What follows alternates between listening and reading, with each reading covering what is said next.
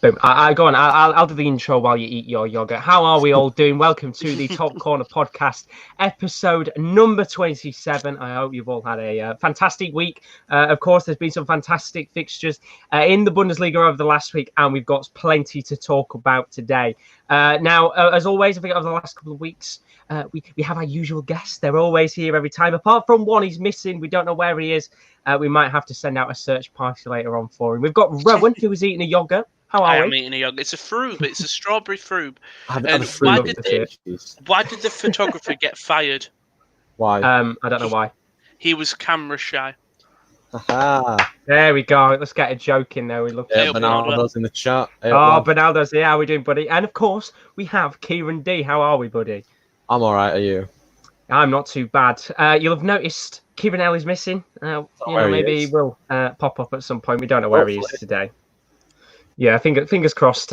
He does come in the next hour to an hour and a half. But today, of course, leagues are starting to come back. I wasn't aware. Kieran D told me before this show started that Porto are playing against Famalicão, however you pronounce it. Something like that. They're playing today. So the Liga NOS is back. And of course, over the next couple of weeks, we're going to get more and more leagues back. But as for now, we're still talking about the Bundesliga as always. And we've got some fantastic fixtures to talk about. So coming up for today's show, we're going to be talking about the in-form and out-of-form teams. This week, 4 of the top 5 in-form teams of the last 5 fixtures are all facing off against each other. We'll talk through our score predictions and the rest of the Bundesliga throughout the rest of the show. Bernardo's already put, hope Roman's yogurt is good. I had a bad one this morning. Luckily, I realised on the first bite. You can't be having bad yogs. No. Oh, but no. Chris, he's already put as well in the comments. He put about half an hour ago. Hi, lads. Hope you're all well. We'll be able to watch as I'm at work at 5 p.m. Hope you have a good rest of your day. Thank you very much, Chris. Hope you have a good day at work soon. And hopefully you can watch this in the background. You've probably just started your shift now. But I think without further ado, as I said, usually we have a little bit of a section on the show where we do something a bit random. There's not once again been a great deal of stuff in the news. You know, a lot of the talk quite recently has been about everything that's going on in America. And Saul. Now, you might have not seen a certain Saul decided to put out online that he was moving to a new club. What he didn't tell everyone is that he didn't actually mean a proper new club. Of course, he's made a brand new club in Spain, I think alongside one of his other team members or family members, which is for 8 to 14-year-olds. 8 to 14, not 8 to 4. That's not right. 8 to 14 is the number I was looking for. 8 to 14-year-olds, a football club, of course. Certain fans, including Rio Ferdinand, decided to put eye emojis on Twitter, not realising that Saul didn't mean Manchester United. Yeah, unlucky. Everyone just got baited by him. I mean, it is Zlatan levels of promotion for that.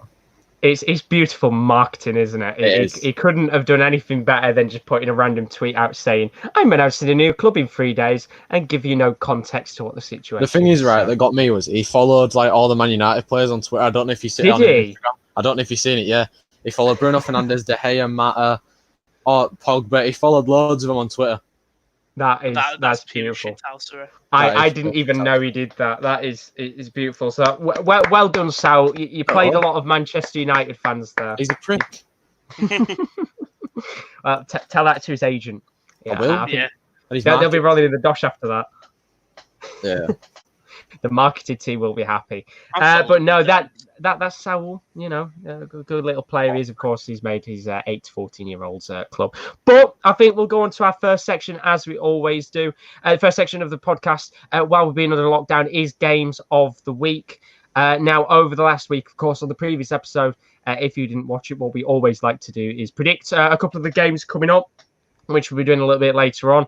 We like to look back at last week's fixtures that we talked about. We all made score predictions, and as the Bundesliga is still the only top 5 league, which is still going until, I think, is it next week or the week after? I think next week Serie A's back, if I'm correct. Very close. 13th, wasn't it? I think so. 10 days. It's not long to go either way. Of course, the Bundesliga is still going on. So what we have is our Bundesliga league table, which I'll update you guys with as we go through our score predictions, so on and so forth. So our first team, which we talked about last week. It was the relegation battle teams we talked about. We spoke first about Werder Bremen. Now, I put the Gladbac fixture on there because one of the games we predicted is actually being played tonight. It's one of the only midweek fixtures still to be played, and it's the game in hand between Werder Bremen and Frankfurt. That is at 7:30 UK time, and that'd be a fantastic fixture indeed. But the other game we did actually talk about was Schalke versus Werder Bremen as the fixture. So I put in my notes, I did include Gladbach in this, of course, because it is the fixture they played the weekend. That Werder Bremen's fight for survival is going to go down to the wire. 2 fantastic results for them. They took a point against the top 4 side Gladbach, as well as 3 points from the struggling Schalke. One of them, the important goal in that game, was from Bittencourt, who we spoke about in the watch-along. He's been fantastic this season, as they beat Schalke in a game which they looked quite comfortable, even though the game was void of many shots on target. I think, Kieran D, you watched that fixture, I think? Did he? Yeah. There we go. Schalke was lackluster again. Yeah, it's awful to see. For Werder Bremen, though, even better. They sit 17th right now, which is still, of course, in that relegation zone. But after the 4 points that I picked up, a very crucial 4 points, they're now only 4 points away from automatic survival and 2 points away from that relegation playoff spot, with a game in hand, which, of course, as I said, is being played tonight. It's getting really, really tight down there. You know, we were talking about the title race at the top. I think we're starting to shift towards looking at those teams at the bottom. Yeah. As you said a second ago, Kieran, you watched the game against Schalke. To tell us a bit more about that fixture. I mean, it was a really boring game. I'm not going to sugarcoat it. There was not many clear-cut chances. It were a moment of brilliance, really, that took the game away from Schalke. They got dominated in the first half, like we said on the watch-along on Saturday. The first 20 minutes, I think Wolfsburg had about 75% possession. And every time he kept coming back to me, the number was getting bigger and bigger. And Schalke, it seemed like they had a mountain to climb, even when they were only 1-0 down. They couldn't string passes together. They looked like a team that's never played with each other. I'm surprised David Wagner's not been sacked yet, to be fair. Yeah, we said this, and I think it was one of the boys, I think I remember saying as well, I'd be very surprised if David Wagner was still manager by next week. Nothing's come out of Schalke. Nothing. They've been so silent. Literally, I think we all expected him to go, to be honest, at this stage of the season. They haven't got much left to play for, but they're still in the fight for Europa League spots. So you'd have thought maybe a managerial change a little bit late on might change things up very slightly, but nothing's come out. The pandemic, just because it's probably going to be hard to bring in a manager, just because of restrictions of flying, having to move them over from a different city or a different country. Good point, to be fair. It's a very, very fair show. To all the staff members and everything. Maybe it's just easy to go, we're not going to get relegated. We'll just keep him. I never thought about it in that way. That's a very fair point. I mean, you can look at it from the same thing as you said there with the staff. If they're not in a position where they're fighting for survival, I think they're 9 or 10 points away from the relegation playoff spot. So in that situation, it's very, very unlikely that teams below them will pick up that amount of points with the 5 or 6 games left to play. So maybe, as you said, they wait till the end of the season and say, thanks for steering us in a direction, but unfortunately it's not the direction we want to be. Yeah, pretty much in the nicest way. Good riddance. But they did play. Do you think? Yeah, because of how well they were doing at the start of the season. I wonder what happened and what switched. Because before Christmas, like we kept saying, they were in the title race, weren't they? And then something just flipped, and then it's just all gone downhill. Yeah, the winter break did not help him in the slightest. In fact, since the winter break, I don't think they've won a game in 2020 as of this year so far. 11 games it was. They haven't won. It's a mad stat when you think about it. We said this on the watch-along. If this had been any other club, he'd have been sacked by now. But you can look at the same time and say the situation is very different in terms of the coronavirus. But coming back to Werder Bremen very briefly, I know Schalke have got their issues right now. A point against Gladbach on Saturday. Now, this isn't a game that we focused on. We focused on the Frankfurt game, but I don't think many of us would have expected them to pick up a point against Gladbach. You know, they've been quite on fire recently. Alisson playing Thuram, they've been scoring a hell of a lot of goals since they've both come back from the coronavirus break. Are we potentially seeing a Werder Bremen side that is going to survive? Or do we think that the other teams around them might keep them pulled into that relegation battle right till the end. I think I've watched the most Werder Bremen games, maybe. I think you've had watched 2, haven't you, Ron? I've had two. 2. Yeah. 2 or 3. And they do look like a good team. Like, they at points in games, they've been outclassing their opponents regardless of position in the table. But, as in every single game I've said, they just can't finish. I think, not many goals, but they just can't finish. And that's the one thing, they don't have an out-and-out striker. They've got David Selke, but he just hasn't. Doesn't even start, does he? He doesn't start, and who's the other striker? Josh Sargent. Sargent. And Sargent doesn't seem like he can score. He seems like he can make the runs. He can do everything right, but yet not have that finishing touch, which is strange because he's always there.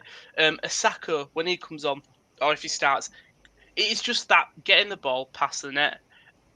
If they can tonight pick win against Frankfurt, I do think they will stay up. I think they need to get some wins on the bounce to sort of build momentum. I do think they can do it because they have got the team playing well. It's just if they can score.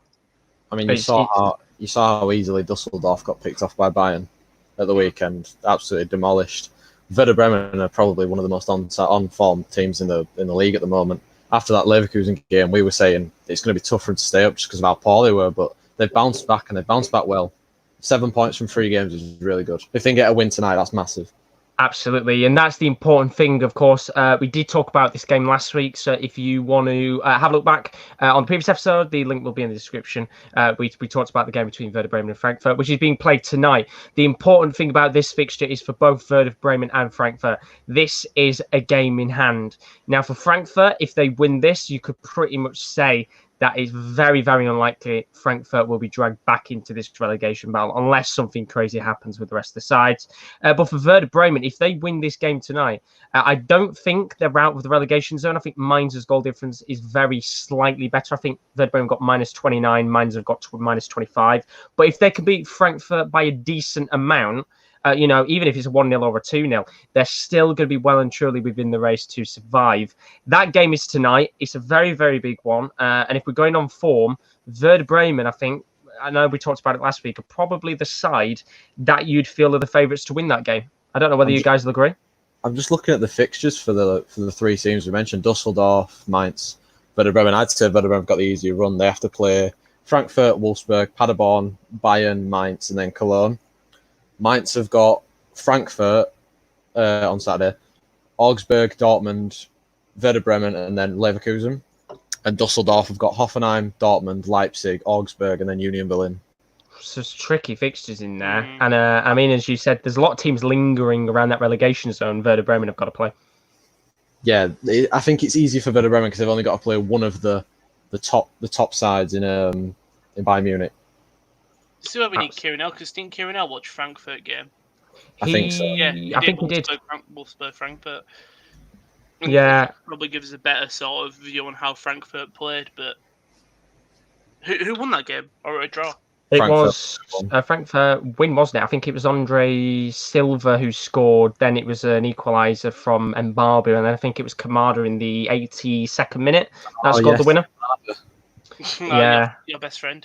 And then I think Wolfsburg, if I'm correct, I think Wolfsburg went down to 10 men late on. I can't remember if I'm right or not, but a good result for Frankfurt, because I think there was one point where we were watching that watch along, I think where they were 3 or 2 points away from the relegation playoffs. So had it gone the opposite way and Wolfsburg had won, we could have been sat here tonight saying that this is an even bigger fixture for both sides because they both desperately need to win it. But for Frankfurt, as I said, a win tonight for them will probably mean they're out of this relegation battle. Still close to it, but I think they've got enough power and quality there to survive. But Werder Bremen, if they can win this tonight, Mainz and Union Berlin have got to be looking, and they've got to start worrying big time. They've got to be looking in the rearview mirror, don't they? Because absolutely. Mainz as well. They were unlucky not to win at the weekend.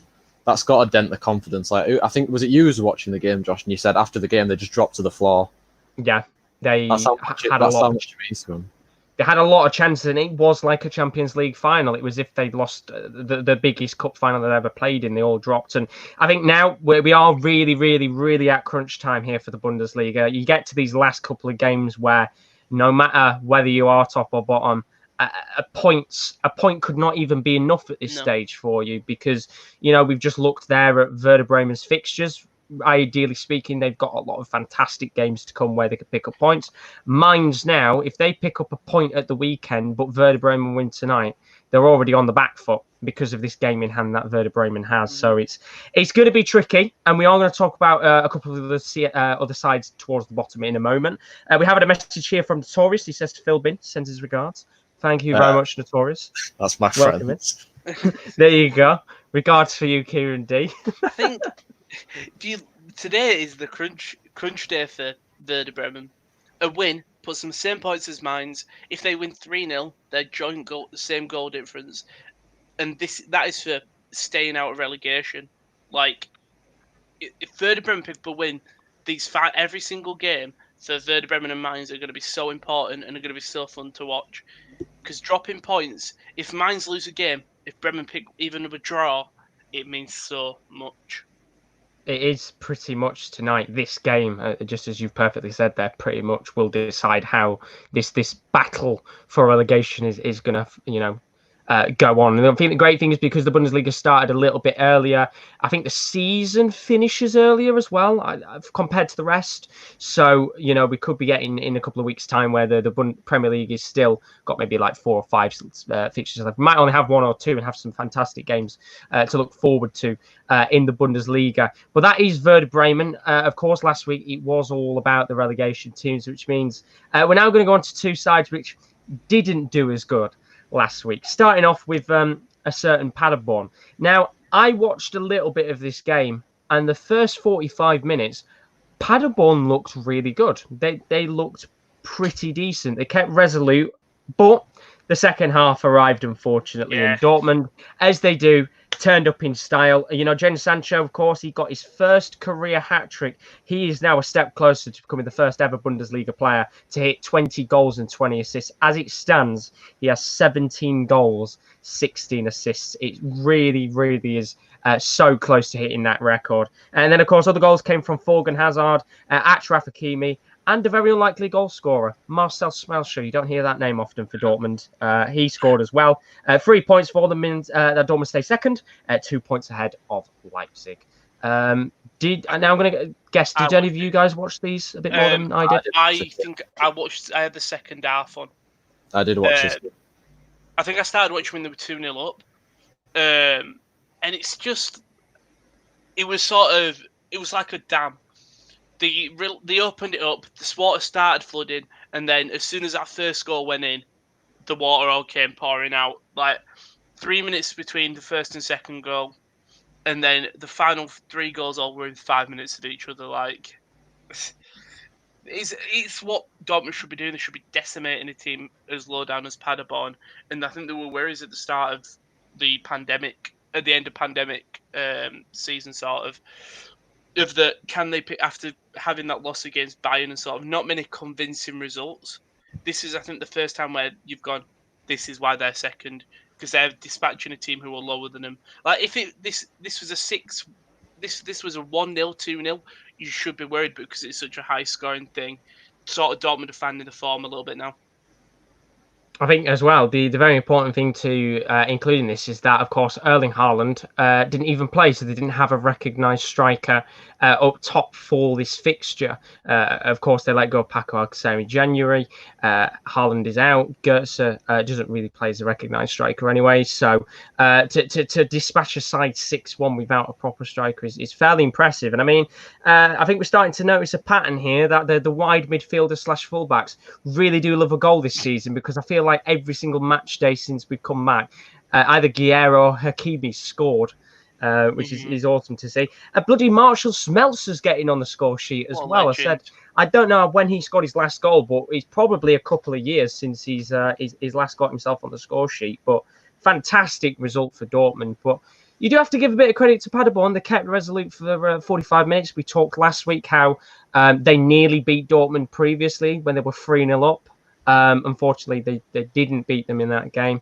But you can still see, one, the golfing class, and two, unfortunately, as much as Paderborn would like to stay up, it looks like with the rest of the sides picking up points here and there, their time in the Bundesliga is going to be very short-lived. Yeah, that light at the end of the tunnel is getting dimmer and dimmer, as I said last week. It's one of those where I think we had little brief moments. Kieran L, he watched the Hoffenheim game, I think 2 weeks ago, and said that they looked all right, but they're missing somebody who can bag the goals. How Dusseldorf has a Rowan Hennings who's bagged 12, and Werder Bremen, although they haven't had somebody who's been banging loads of goals in, they've got players here and there that are dispatching goals. Unfortunately for Paderborn, they just look lackluster, unfortunately. But 6-1 Dortmund, I mean, as I said, right now they still say second, unfortunately, 7 points behind Bayern. But the rest of teams around them, they're still very close Champions League-wise. But I think, do we feel like Dortmund are very, very close to finally getting that first Champions League spot cemented? Or do you think the teams around them, like the Gladbacks and the Leipzig, will push Dortmund all the way until the end of the season for that Champions League spot? I think it's going to be pushed all the way. However, you think? But I don't actually know how many. I'm just trying to look for the Bundesliga table now, just so I can see how many points they are. They are 2 points ahead of Leipzig, 4 ahead of Gladbach, 4 ahead of Leverkusen. I mean, anything can happen. But they are probably the best side out of those 4 in terms of quality of squad. Like Leipzig, they stumbled against Cologne on Monday night. They weren't really that convincing in the win. Leverkusen, we've seen them slip up against Wolfsburg. But Dortmund have only really slipped up once, and that was against Bayern, of course. Other than that, they've won all their games, and they've looked good winning. That's the thing. Like, they didn't look good for the first 45 minutes, but they did look good when they won this weekend. Yeah, it's been very tricky for the other sides to try and keep up the pace with Dortmund. And we've got a couple more comments here. Rishi Raj Kamath says, "Hi guys, just stumbled across your podcast. Looks like you're just starting out. Best of luck." Thank you very much, buddy. Greatly appreciated that you've joined us for the podcast. And Higgster's here as well. How are we doing, buddy? He says hello. Hopefully you're all good, man. So thank you there for all of the comments, as always. We'll move on to our next game now. Of course, we talked about 3 fixtures last week. This is the final one. And again, it was another drubbing for one of the bottom sides. Bayern Munich, they faced off against Dusseldorf at the weekend. And it was a 5-0 drubbing of the side. Now, in this game, there were goals from Lewandowski. I believe he scored 2, if I'm correct off the top of my head. As well as goals from Pavard. And unlucky, there was an own goal as well there for ex-Huddersfield centre-back Matthias Jorgensen. Unlucky there. Dusseldorf, they were on a 5-game unbeaten streak before this. Not the most greatest unbeaten streak in the world. 4 of those were draws. One of them was a win before the end of this coronavirus. Before the coronavirus break kicked in. As for Bayern, as I said, they have a 7-point lead above Dortmund. It looks like the home run is finally starting to kick in for that championship winning side to win again. But as for Dusseldorf, they had a great opportunity here to clinch some more points to get out of the relegation zone. Unfortunately, they still sit in that relegation playoff spot, but they only need 1 point to get out of that relegation playoff spot and give it to Mainz for automatic survival. So for Dusseldorf, did anybody of you, any of you guys watch this game? I think Kieran L did. Is Kieran here now? Yeah. Right. Oh, he's I'll in. apologise. I've been having some technical Wi-Fi issues, so I do apologise. No problem. That's all right, buddy. This game, Dusseldorf. Now, we spoke about this one last week, and I asked the question to you guys of whether you'd feel like this would be a drubbing or a tight affair. I think, was it the Paderborn game where you guys said it would be very tight, or was it this one? I think No, it was the Paderborn game. It's the Paderborn one. I think I think it clearly shows why Dusseldorf are down there. And of course, it shows that the quality of Bayern, they just keep rolling on and destroying teams. And I believe as well, Rowan Hennings didn't play, if I'm correct. He didn't come off the bench. Which is crazy. Are Dusseldorf costing themselves here by not playing Hennings? Because week on week, since we've come back from this coronavirus break, I think each week we've either said Hennings is on the bench and he comes on very late, or he's just not in the team at all. Are Dusseldorf costing themselves what could have been a great chance, not today specifically, but the other games that they've played, to maybe have been out of this playoff spot? It's a stupid decision. You're not playing your top goal scorer. Yeah, you need to get these wins to fight for survival. I don't understand that. Maybe there's a madness to the method, but I don't understand. There's a method to the madness. So who've they been facing? Because my first instinct would be, maybe they're going a bit more defensive. Maybe they want to just pick up the odd 1 point because they're in that playoff spot, aren't they? They are. So as long as they don't drop below that, they've still got a chance after the season ends to stay up.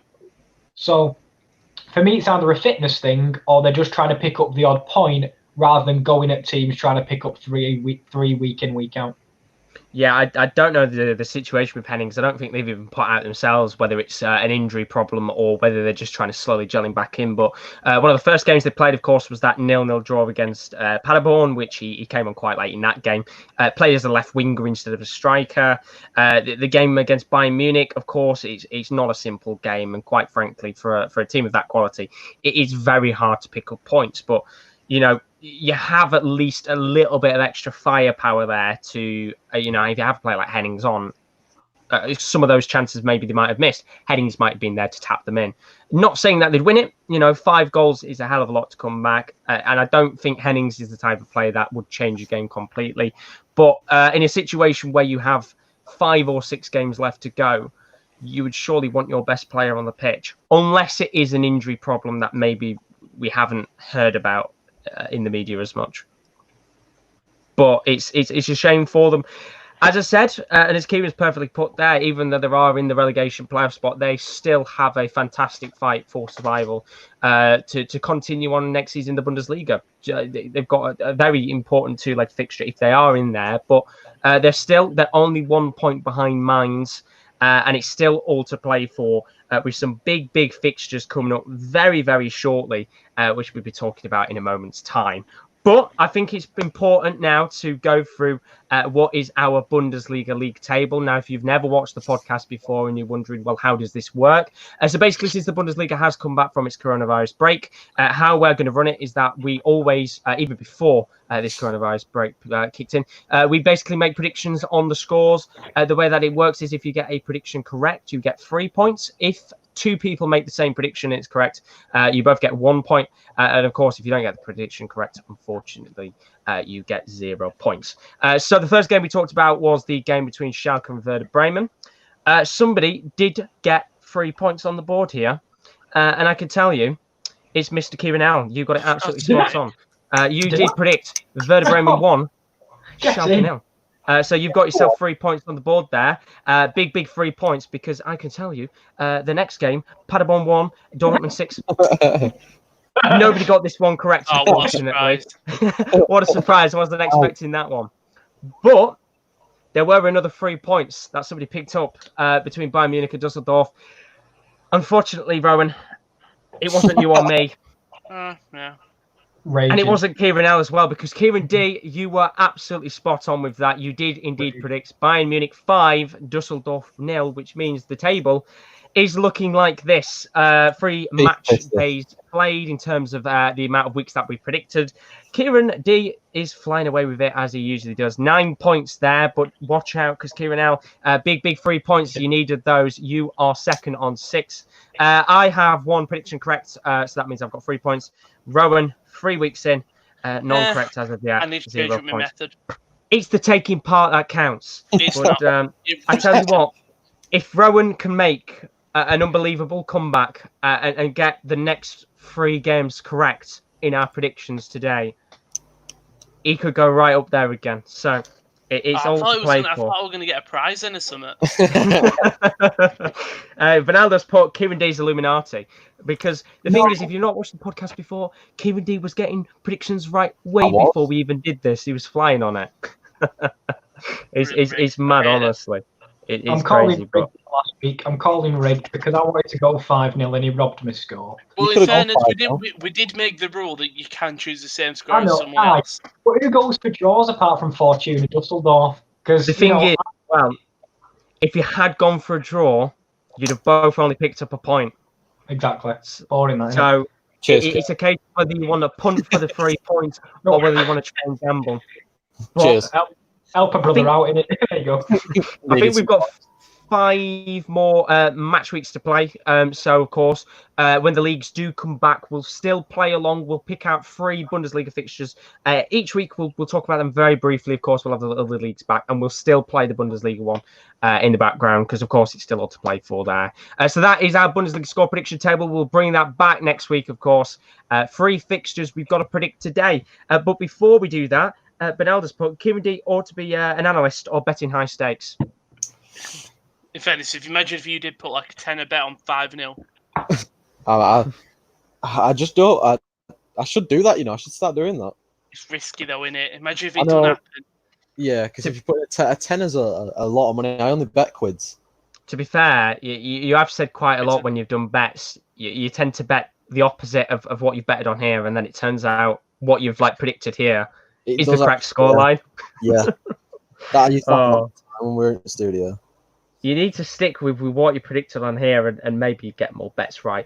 And talking about bets, we are going to predict our games in a moment. But before we do that, of course, as always, we have our sponsor, The Athletic, which you could join today. We have 50% off your annual subscription as well as a 7-day free trial. You might be wondering what content is available on there. There is plenty of football news. There's plenty of NFL, combat sports, WWE, whatever sport you want, you name it. It's always available on The Athletic. Now you can join us, as I said just a moment ago, 50% off your annual subscription, as well as a 7-day free trial. You're wondering, how do I join us? Well, it's very simple. The link is in the description below. It's theathletic.co.uk/sports corner, and you can join us today. As I said before, there's a lot of big leagues coming back. Of course, there's plenty of WWE news on there as well. I could tell you that for sure. So you could join us, theathletic.co.uk/sports corner on The Athletic today. So we're now going to move on to our next section of the podcast, which is Games of the Week. If you haven't joined us before, of course, this is where we do predict our games for each week. Now, just to give you a heads up once again, if you are going to predict a different score to the other person, it's 3 points. Predict the same, it's 1 point. And of course, losing means you will get 0. Now, to give you a bit of information, Kieran, to make sure you're up to date, this week's games are based on in-form and out-of-form teams. Now, 2 of these fixtures, these are 4 of the top 5 sides facing off against each other in the league form table. So these are the last 5 match days that have been played. 4 of the 5 are up there, and this week, the other game that I picked out is the bottom 2 out-of-form sides that are sat at the very bottom of the league as we speak in terms of the last 5 fixtures. So the first game we have is Bayer Leverkusen versus Bayern Munich. Now, one of the last times that these guys actually faced off against each other, it was in fact Bayer Leverkusen beat them thanks to 2 goals from Leon Bailey. And they were actually down to 10 men as well because Jonathan Tah got sent off in the 81st minute. Now, for Bayer Leverkusen, Bayern Munich is one of the last, I think it is in fact the last side that they have to face in the top 7 this season in the Bundesliga. There's a potential chance here for them to stop Bayern Munich's champions party and maybe halt it for a week or 2. Now, Havertz has been Leverkusen's standout player since the comeback. He's scored 4 goals in his last 5 games. Well, Robert Lewandowski, if he scores in this fixture, he will make it 30 goals this season. Of course, he is desperate to get that golden boot in the Bundesliga. Now, the question is, can Leverkusen do the double over Bayern? It's the biggest chance after that Dortmund game for Bayern's chances to be thwarted. Do I see it happening? No, because the Bayern just can't be stopped. Do I hope it happens? Yeah, because who doesn't? Who doesn't want to see it happen? Well, that's what makes it exciting as well. The fact that Leverkusen beat them before. Leon Bailey with the double. Havertz is on crazy good form right now. But this Bayern Munich side, we talked about them in the first week. We said they looked a little bit lackluster. They finally seem to be hitting their pace again, of course. Do any of you boys see Leverkusen winning this? No. Or do we see a Bayern Munich win? I think it'll be tight. I think Bayern will win, though. Bayern? Optimism or pessimism? Realism is what I'm going to go with. I just think Bayern's machine is really rolling at the moment. Like, as much as Fortuna weren't ever going to cause them any issues, some of the football they played would tear about most teams in Europe. And this is one of the things where we know they're going to win the league, but we've got to start looking at Bayern as clear Champions League contenders. I know that's not what we're talking about today, but they've looked unbelievable. And as much as we were talking Leverkusen were the most on-form team, Hertha have looked brilliant. Let's be fair, we're all reluctant to say Bayern have looked the best because they are the best and no one really wants to go with that. But they have been, so it's a shame, but they just keep rolling on. I think it's just because we're so used to Bayern being good anyway. But to add on your point, of course, very importantly, when the Champions League does come back, Bayern Munich will have had at least an extra month of training and an extra pretty much month of fixtures that they'll have played. So I think they will be very well high up there in terms of the betting of the odds of them winning the Champions League. Of course, Leverkusen, they're still in the Europa League as well. I remember you saying last week, Kieran, you think that Leverkusen might go all the way and win it. I do. The way Havertz has looked recent, that's one thing that's actually taken me away is imagine Havertz, because I know he looked. Who watched the game on the weekend? Because I watched the Leverkusen 1-0 against I think it was Freiburg. I watched. You are correct. He picked up a knock, didn't he, Kieran, or something? Because he was hobbling about for a long period of time. So my worry is if you take Havertz out, I think they can go all the way with Havertz, but take him out, they haven't got Volland because he's injured still at the moment. So I just worry a little bit that they're kind of hoping on him and only him. I was going to add to that and then just quickly ask about Bolden because I didn't know, of course, we've been out for that long. But I think when we do have an announcement of the Europa League and the Champions League come back, we'll probably do like a separate video to talk about the fixtures that are coming up and how everything's changed very slightly. But in terms of predictions for this game, I kind of feel like people are going to go towards Bayern Munich. I'm going to start, as per usual, with Kieran D. What are you predicting for this game? 3-2 to Bayern. 3-2 to Bayern. I like it. Right. So that is Kieran D's put on there. Kieran L, what are we feeling for this one? 1-1. 1-1. Tight affair. I am going to go for... Oh, it's such a tricky one. It's such a tricky one. Because I feel like there's a part of me that thinks Leverkusen can win this. But then at the same time, I look at that Wolfsburg game and how lackluster they were, that even though this Leverkusen side can hit the high levels, they can still have these little blips here and there. And I think that's why they're sat down in fifth, I believe, right now, because there's certain games where they can, slip up compared to the rest. I'm going to go for a 2-1 to Bayern, I think. So Rowan. For me, I sort of personally, I don't think Leverkusen can fully rely on Havertz in terms of they can't go, oh, well, we've got Havertz, we'll be fine. So I'm going to go for a Munich 3-0. 3-0. And then from the comments, we've got Bernardo has gone 2-1 Munich. Chris Welch has gone 1-0 Munich. And Reese has gone 2-0 Bayern. So it's very, very tight for a lot of us, of course. Pretty much me, Kieran Allen, Kieran D have both gone for very tight scorelines. And it'll be an interesting game to watch because, of course, in little moments' time, we will actually go through the games that we'll be watching on Saturday because we'll be doing the watch along. But I'll talk about that very briefly later on in the show. So we're going to go over to our next fixture. This one is very interesting because it's Dortmund versus Hertha Berlin. Now, when we were talking about Hertha Berlin before, I said this exactly the same last week. We were talking about this side being in a relegation battle. They looked very lackluster. Jurgen Klinsmann was the manager at the time. He had just very recently left after the transfer window has closed. But ever since then, they have been fantastic. They currently sit, I think, third or fourth in the informed table. But they've got to face off second place Dortmund. Now, in terms of things that have gone over, after incredible run of form, Hertha Berlin season has changed from relegation to survival to Europa League hunters. They're 4 points away from sixth place. They're unbeaten in their last 5 games. But even with a loss, Dortmund, they sit second in the league form table, behind, of course, Bayern Munich. They've had 4 wins and 1 loss in their last 5. And the Champions League spot is looking incredibly likely. Now, I picked out the standout player quite recently for Hertha Berlin as Christoph Piatek.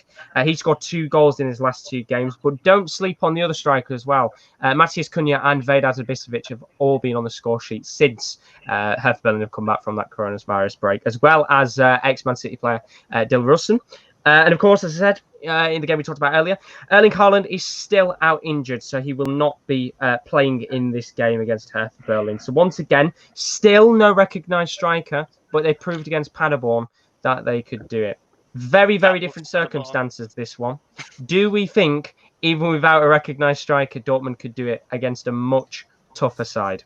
If they play how they played against Paderborn in the first half, I think Hertha Berlin can really take advantage of that. And especially with the quality they've got up front, like we already said, Ibisevic, Dilrosun, Piatek, Cunha, they've definitely got the tools to hurt Dortmund. But I think Dortmund have got the quality over Hertha Berlin.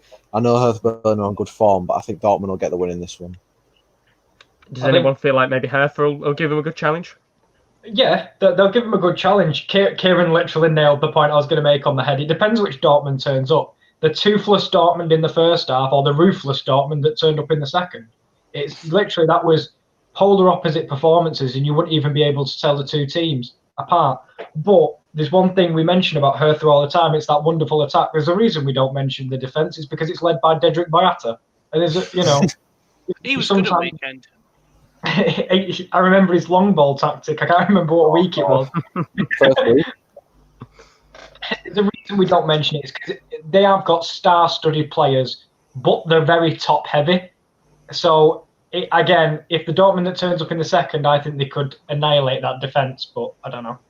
I think even at the back, like even though they did have, he did have a good game at the weekend. They have got Stark as well, the young German centre back who has been improving year on year. And I think if you look at Hertha Berlin, not just now, but in the future, we know that they've recently been taken over. They've got a couple of players coming in next season. We know that Lucas Toussaint of Olympique Lyon is joining in the summer. I think he'll be much more relieved in the position that Hertha are now than he probably would have been a couple of weeks ago, thinking, have I just joined a club that's going to be in Bundesliga too? But they'll be interested to see what Hertha's like over the next couple of years if they can start to push out money. But I'm talking about the future. Let's talk about now. This is the Saturday kickoff at night time. It's going to be a good game of football to watch. But are we going to see some goals? Kieran D.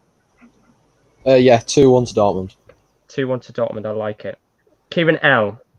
I fear, because this is what we've done every week. We've bigged up goals and then it ended like 0-0. But there's got to be goals in this one. I'm going to go 2-2. 2-2. That would be a repeat of their Leipzig game last week or the week before, I think. I think it was a midweek fixture. I'm going to go for 4-2 Dortmund. Bloody hell.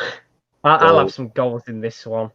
I do feel like the way Dortmund are right now, they just seem really, really on top in terms of just smashing in goals. Rowan, what are we feeling for this one?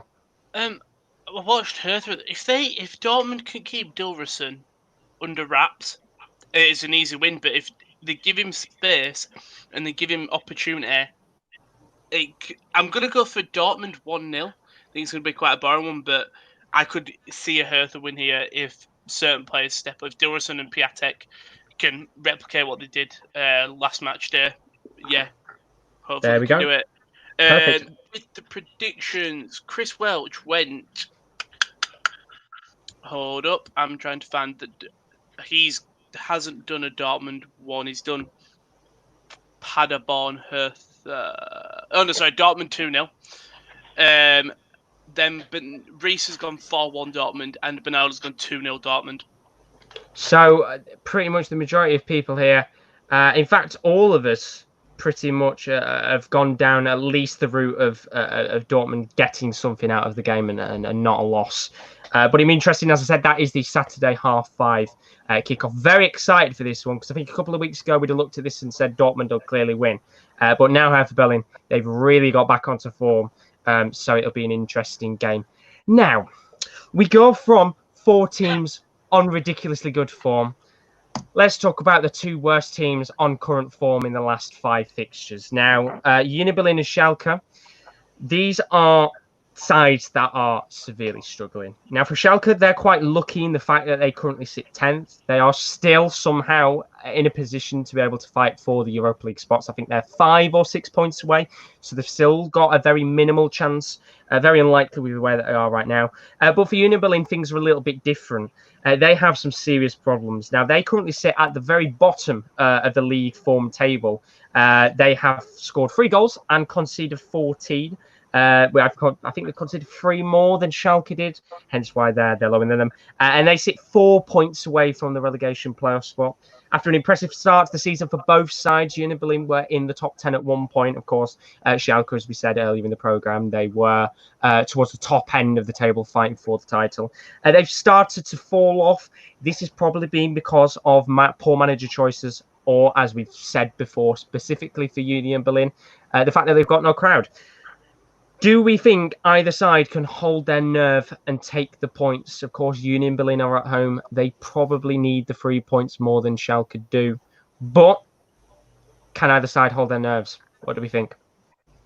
I want the guardian angel that David Wagner has, because how the bloody hell's he still in a job? Honest to God, I've got no idea how he's still in a job. But if there's a team to turn it around against, it's the only team that's worse than you. So... Well, I think before you came in, we had a very quick talk about Wagner. Roman made a very, very good point, which I don't think, even I didn't think of. The fact that maybe it's down to the whole coronavirus thing of if they sack their manager now, it's the whole getting the other manager to travel wherever they're coming from and staff wise and that. Maybe it could be down to that, but for this game. A very good point that you made about Union Berlin. You said about the crowd. Of course, for Union Berlin, it's a very, very crowd-heavy side, and that can be something that influences the game massively. Thomas Muller, when they played against Bayern Munich a couple of weeks ago, said that had this fixture been played in front of a crowd, he thought it would have gone very, very differently. Now, they can't blame the potential of going down based on the fact that they've got no crowd, because, of course, every team has no crowd as well. But do we feel like had some of Union Berlin's games been played with a crowd that they would have picked up a lot more, not a lot more points, but a couple of more points here and there? I think we said this, didn't we? That a lot more away teams are winning now. Like the Werder Bremen game against Schalke, the Werder Bremen game against, I think it was Augsburg a few weeks ago. They'd be tougher games if fans were there. It's just common knowledge. And with Union Berlin, a team who don't really have much quality, and they only have really one good player in the squad. A few good players in the squad. They need the fans. I'm pretty sure Kieran said this last week. They need the fans. Yeah. I mean, they were punching anyway. Like if we're talking about, I think they were clearly punching above their weight in this league. If you look at that squad on paper, as you said, they were in the top 10. No offence, they're not a top 10 side on paper. I don't think anyone can disagree because they've just not got the caliber of players. So they really had a 12th man, but now they don't have that. I think I said it from week 1. I truly believe they're going down since we came back. I really do. I think another important point as well is I don't think in their previous game Sebastian Andersson played, and we spoke about earlier the fact that the sides towards the bottom, you look at certain teams, they have one player that might bring an extra goal or two compared to the rest. As I said, Dusseldorf, Hennings, Union Berlin, Sebastian Andersson scored 12 this season. Werder Bremen haven't exactly got a definitive goal scorer, but they have multiple players that are scoring goals, like Bittencourt and Klassen scored a couple, and Rashika has. They didn't play Anderson in the previous game, and I think it's a very, very similar issue to Dusseldorf, where you would expect them to play their star player, but he hasn't been playing much. And once again, it could cost them. But on the other side, the other team that are playing, once again, if you look around the teams towards the top end, when Schalke are up there, they have a definitive striker. You know, Bayern Munich's got Lewandowski, Dortmund had Haaland, and even before Haaland, at the time they did have Alcacer, who was banging in a couple here and there. Leverkusen, they've got Volland or Havertz. Schalke, we've said this multiple times, are a team that are lacking a definitive player. They brought in Gregoritsch, of course, from Augsburg, who will probably be ruining him being missing from their squad. And they also had Mark Huth, who has now gone out on loan to Cologne as well. Could we see maybe this game not have any goals in it at all? Do we think this is going to be a very weak game of football? Or do we think maybe Schalke have got some better players in there and we'll see a little bit of a golfing class? I was just looking, and Anderson scored at the weekend against Gladbac. He had started previous games and just not scored. So maybe the goal against Gladbac, gives him a bit of oomph to go and score a couple more. But as Kieran said, Union Berlin have just not looked convincing. It might be the time where they wake up and think, crap, we are very low here. Like, we need to pull it out of our arse. And Schalke are the team to do it against. It works both ways for both teams. It's two teams who are very not performing well to their standards. And a win against both of these can help their problems. I don't know about you guys, but since the returns come back, I've kind of been able to see like the gulf of teams that have looked very good and the gulf of teams that have looked very, very bad between the difference in the league. I could name at least I'd say about 5 teams that have looked god awful since returning. Do you think that's the break, or do you just think I don't know? I can't tell because whether that is, but we've talked about the Bundesliga all year as a really nice close league. But then Augsburg haven't looked impressive, and they're usually mid-table. I don't know. I'm just wondering if the break has caused a real gulfing in terms of people's performances.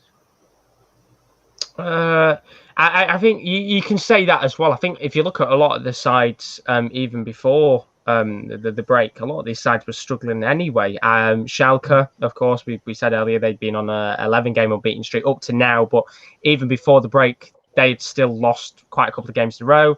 Augsburg were dropping points as well. They've dropped down the league. Frankfurt have been pretty poor realistically for quite a lot of the season, hence why they've been dropping down the table as well. You'd have thought that this break maybe would have helped some sides to regroup, and it has done. You look at Werder Bremen, they've been much better since the break. I think had the season continued on, we'd have probably been looking at Werder Bremen going straight down. You look at Hertha Berlin, they've been fantastic since they've kicked on. I think maybe you could look at it and say it could even be down to manager choices, because since the league's come back, not one team has sacked their manager. Wagner's still there. Union Berlin manager's still there. Augsburg's manager's still there. Not one club has decided to take the initiative. And maybe it is, once again, as I keep saying, the idea that Rowan said about the coronavirus and the travelling and things. But I think maybe it could just be down to clubs maybe not taking the initiative of a gamble as well. To be fair, the more I think about it, Rowan's point's a really good one, because let's be fair, the only person they could really bring in is the assistant at this immediate. And let's be fair, the assistant's been part of the coaching staff anyway, so who's saying he's going to change anything if he's been under David Wagner's tutelage? Maybe it'll just be a different personality in the dressing room, which may help the players, but it'll be the same coaching style because he's learned under that. So the more I think about it, the more I think that's probably the smartest thing to do. Probably just. Maybe it's his last chance against probably the worst team in the league. Second worst team in the league. How many bloody last chances does he get though? Well, this is one more, and then whoever they play next week will have a last chance. I tell you what, at this rate, David Wagner is never going to get sacked. He's used the option on Football Manager. He's ticked the box where it says become unsackable. He's there going, I'm not leaving this club. He's going down. I mean, he's been pretty poor. We keep saying each week, do we think he's going to get sacked? I think that the question's pointless now. I think we will probably see him get sacked at the end of the season rather than now. Because realistically, as I said earlier, they're in 10th. They're about 9 or 10 points away from relegation, so it's very unlikely that the clubs towards the bottom end are going to pick up that many points. So in terms of score predictions for this game, of course, a very big golfing class compared to the rest of the games we've talked about. But will there be goals? Kieran D, what are we thinking? I'm so stuck whether I think that Schalke are finally going to win or Union Berlin might nick it. I'm going to go 0-0. 0-0. Taiwan. Was anyone going to go for that score? It was one of two. And because he's chose that 0-0, I'm going to make my decision a little easier and choose the other one I was thinking of. So I was going to go with 1-0 Schalke or 0-0, but I'll go 1-0 Schalke. 1-0 Schalke. I'm going 2-all. Ooh. Why not? I'm going to go bonkers. I'll go 2-2. Rowan, what we're thinking? Oh, I'm going to go 4-3 to Schalke. Yes. Yeah. No, Union Berlin. Union Berlin? Go on, Schalke, then. I who like haven't that. scored at all since the restart. You haven't Sorry, they've scored one. restart. Sorry, they've scored one. Yeah, and this is a time for them to step up. I've got to try and get I agree. something right. Yeah. So me and Rowan have combined said that they're going to score at least minimum 2 or 3 goals, and then I've said 7. the rest of you have gone calm. Have the chat gone like us and gone bonkers? Well, so Reece has Both gone gone 1-0 1-0 Schalke. Bernardo has gone 1-0 Schalke, and Chris Schalke. Welch has gone. Hold up, I have to. Dortmund Hertha, like, I don't think he's done a prediction. Oh yeah, he has 1-0 Union Berlin. There we go. So they've all gone quite tight, and me and Rowan have just gone sod it. We want Balls goals. to the Why not? Balls to the wall. That's the best approach. So they are the games of this week that we're going to talk about. Now we have finished a little bit early in terms of what we usually talk about, but I thought today. Oh no, not yet. I've got it all set up. We're going to do that very briefly. But I just wanted to say we've got an idea that we're just going to very briefly talk about. Now, we're looking, of course, next week would have been Euro 2020. It would have been the kickoff of Euro 2020 tournament. Now, as you can see on the screen right now, PES 2020, they have an update coming out as of tomorrow. For Euro 2020, it includes all of the licensed teams, some of the stadiums, trophy and ball. This isn't an advertisement for it. This is a concept idea that we've got. Now, an idea in my head is I am looking at having a sweepstakes competition, which you guys can get involved in. There'll be a very, very small fee that you would have to pay. All 24 teams will be available. There'll be a cash prize for the winner of the tournament. We'll spin a wheel. Get as many people involved, of course, to make sure that it is fair. We'll put all the teams on there. You include your cash in there to be eligible to join in. We'll spin a wheel so everybody gets a different team. And the way it would work is that throughout Euro 2020, as it would have gone, we'll play each fixture out. So, for example, maybe on Friday, 12th of June, we would play out on Friday night the Turkey versus Italy game. Now, this would be a simmed match, so nobody would be actually playing this game. It'd be simmed to make it fair. And then on Saturday, as you can see, there's Wales, Switzerland, Denmark, Finland, Belgium, and Russia. Now, you're probably asking the question of what happens for the playoff teams because, of course, they haven't been decided as of yet.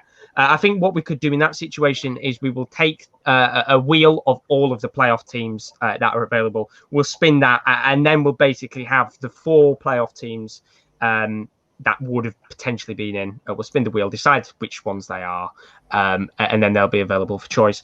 Now, my idea is if we could hopefully maybe get this up within the next 9 days.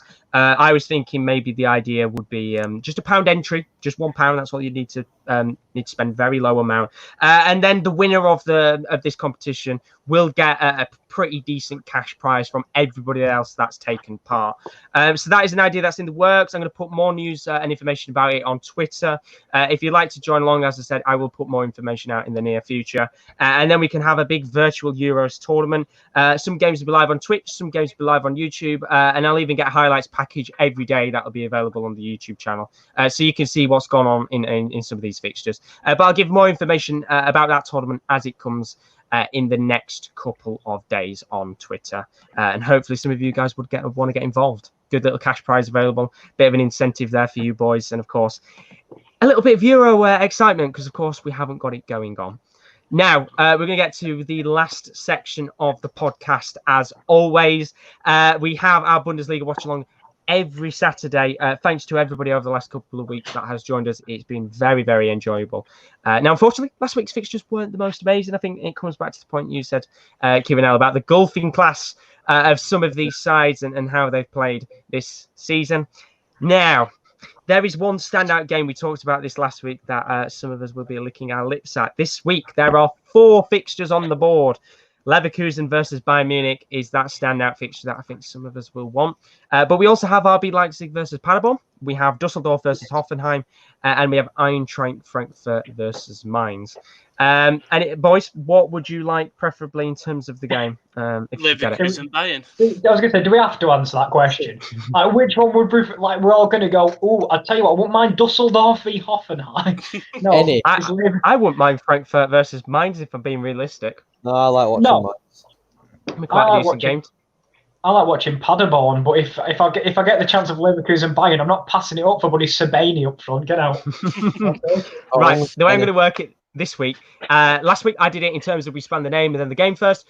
We're going to spin the game and then the name. So no pressure, boys. Here we go. 4 games on the board. Let's spin the wheel and find out what everybody's got. So game number 1 is Frankfurt versus Mainz. Best of luck, boys. And Josh, the person take it. this one is Kieran D. No, I'm not bothered about it. I like Frankfurt and I like Mainz. That's not bad. Right, there is game number 1. So Kieran D, you have got Frankfurt versus Mainz. Decent little game, that one. Of course, both sides fighting for survival. Next game off the board. We're spinning the wheel, and the wheel has said... Oh, it's my boys, Paderborn. Leipzig versus Paderborn. Oh, just give it Kieran L. He knows he wants The it. person covering this one Come on! is Kieran L. Right, Kieran L, you've got Paderborn again. Yes. Next game. I love Paderborn. It's the one, Leverkusen Bayern. It's going to be Josh. And the person covering this one is... Josh. Rowan. Come on, Rowan. Thank God. Rowan, you've got it, which means, just to make sure the wheel is Make sure, efficient, Josh. Yeah. I have Dusseldorf versus Hoffenheim. What? Which is going to be a thriller again. I had Hoffenheim last week, so I'll be able to cover them again. So they are the 4 fixtures that we'll be covering, of course. Oh, yes. As always, for the watch along, we go live at 2:15 UK time on Saturday. I think, Rowan, you've got a fantastic game. Kieran, you've got Paderborn again. How are you feeling? Oh, I'm honestly, there was limbs in the room. It was like a 90th minute winner when that Paderborn name came up. There we go. No. There we go. So looking at the chat, I mean, Reed Evans said he thinks prime moments James Silver will be the difference. Paderborn shout out to James Silver. Yeah, Paderborn could do with James Silver up front. In a couple more years. We'll see. Who knows? But of course, just a very quick update on the rest of the leagues across world football. Of course, tonight, Liga NOS is back. Porto are playing their first game. The Premier League is back very, very shortly. They are starting to sort out the fixture list. The first game back is going to be Aston Villa versus Sheffield United, which was, of course, that game in hand. And then that is a 6 o'clock kickoff. And then the game after, Arsenal versus Man City, 8 o'clock kickoff. That's going to be. They're still sorting out the dates and things for that. As for Serie A, that is coming back as well. They're hopefully looking, not now, but towards the end of the season to get fans back in the stadium, maybe for the last couple of games in small clumps, which I think is a pretty neat idea. That they can still realistically do social distancing throughout the stadium. But of course, we'll find out what happens there in Serie A. And of course, a couple of the leagues coming back as well. The Turkish Super League is coming back towards the end of the month. And a couple more leagues as well on the side. Other transfer news as well. Igalo, you might have heard, he has extended his deal with Manchester United until January 2021. How are we feeling, Kieran D? Oh, buzzing. Absolutely buzzing. Wasn't Sayul meant to sign as well? What happened there? Oh, yeah. We've already talked about it. And then talking about Hull, hasn't one of your players extended as well until the end of the season? Yeah, we've got Josh Bowler extended till the end of the season. To be fair, I thought all loans were going to be extended to the end of the season just because of what happened. Well. But no, but apparently as well, Marcus Maddison was back in Hull, so maybe he's getting extended as well, but I don't know. Which is what we like to see. And I think the last talking point I wanted to talk about today it is to do with this situation. It's a little bit off topic very slightly. Now, you'll have probably seen the news about Charlton. They've had 3 players that have said they won't be coming back for the next season. One of those being their main striker, Lyle Taylor. He came out and said he has a fear of getting injured, which is why he doesn't want to come back and play. I wanted to ask your guys' opinion on whether Lyle Taylor is right to do that or whether he's wrong. Politely, Bellend. Politely. You can't do that. That is honestly, that's basically saying I'm looking out for my next career move after I leave this club. That's like working at anywhere and saying, "Oh, I'm not coming in for fear of something falling on my head or me falling over and hurting myself." That's his job. He's paid to do that. He's contracted to that club. Yeah, and someone came out with a point that said, I think he mentioned something about, all the people that have got a wife and kids. Lyle Taylor doesn't have a wife or kids. So one person that I do want to give respect to is Johnny Williams, because I think Johnny Williams has come out and said he will play, and he does want to he'll thingy. So respect to him. He's a proper nice guy in football, but I like Lyle Taylor as a striker. But after this move, I think that's absolutely awful. I think that to me shows no loyalty to the club that has given you a lot, really. So Helen has just said, "What a wet bag." I think that's the perfect way to sum it up, realistically. I did forget to add, of course, the Championship is looking to come back on the 20th of June, so we should hopefully see some more Championship football as well on the side as football finally gets back underway. But in terms of the podcast today, it's been a little bit shorter, but honestly, thank you ever so much for all of the support. It's been greatly appreciated throughout this period. You know, it's been very tough when you've only had one league, and of course, even before this, it was very tough to keep it going on the side just because we didn't have any football going on. So for everybody that stuck around, for everybody that stayed, we just want to say a big thank you. Of course, as all the leagues start coming back, we'll be able to not get underway in terms of the studio, but we'll be able to do a lot more in terms of the football stuff. Will we be doing La Liga predictions next week? We'll probably start filling them in there, of course. I think it'll be a lot tricky because La Liga is doing games pretty much every single day. I think it said there's only 7 days worth of fixtures between June and August where there's no games going on. So I think the first game back is Sevilla versus Betis, which is a big derby in Spain. Looking forward to it. So we'll have a lot more football to talk about. Getting excited, boys. Getting very excited. So as I said before, thank you very much for everybody that has joined. Once again, thank you, Rowan, Kieran D, and Kieran, as always, for joining us on the podcast. No worries, Josh, thank you very much. Keep your eyes out on Twitter for all the updates on the PES stuff, the PES sweepstakes. If we can get it done, it will be bloody fun. We're going to do it like a proper like. We'll do it like Sky Sports type thing. Why not? Should we try commentating on the games? we could give it a go. But in the meantime, Alan McAnally.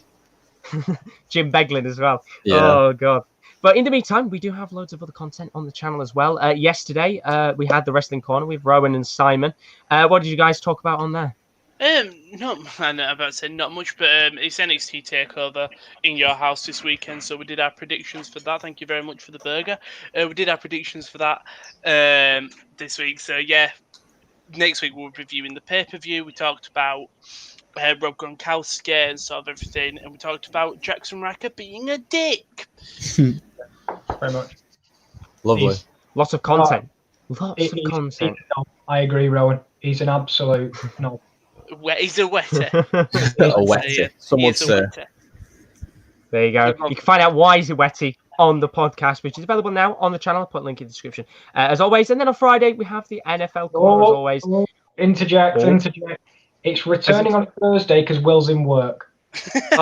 Boom. Thursdays, yes! Limbs, come on. What are we talking about this week? Because we just change it up every week.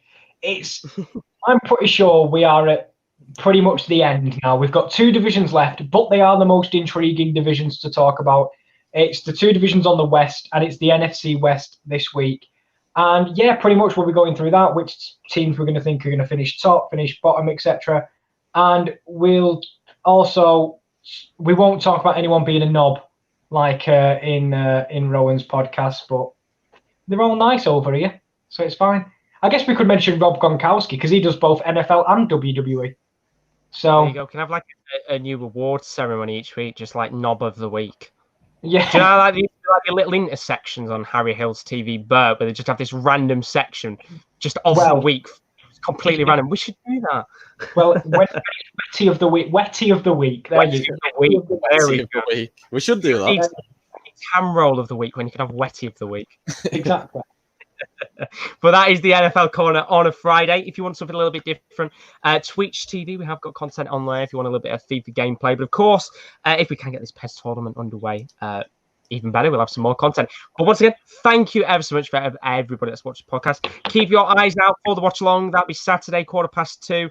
Hopefully, we'll see some goals. But once again, thanks to everybody that's joined, and we'll see you next week on the podcast. Thank you very much. See you later. Bye.